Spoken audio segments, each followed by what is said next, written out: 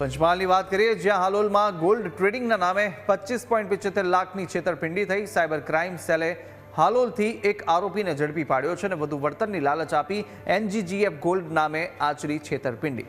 બનાવટી વેબસાઇટ પર આઈડી બનાવી 25,75,700 પડાવ્યા।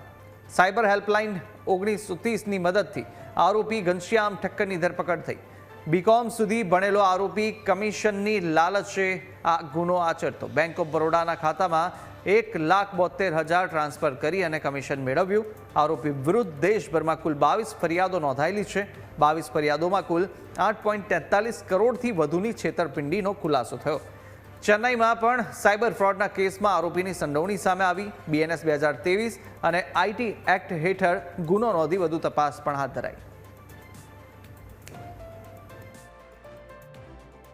એક ફરિયાદી સાથે કમ્પ્લેનન્ટ સાથે એમ કહેવામાં આવ્યું કે તમે NGGF ગોલ્ડ કંપની મારફતે અગર ગોલ્ડ ટ્રેડિંગમાં ઇન્વેસ્ટ કરશો તો તમને વધારો નફો મળશે અને એમ કહીને એમને એક બનાવટી લિંક મોકલવામાં આવી અને લિંકમાં પ્રેસ કરીને પછી એમની પાસેથી કુલ 25,75,000 રૂપિયા પડાવવામાં આવ્યું બીજા ખાતાઓમાં અને પછી એ પરત આપવામાં નથી આવ્યું અને એ રીતે એમની સાથે છેતરપિંડી કરવામાં આવી અને એમને કંઈક નફો પણ નથી મળ્યું।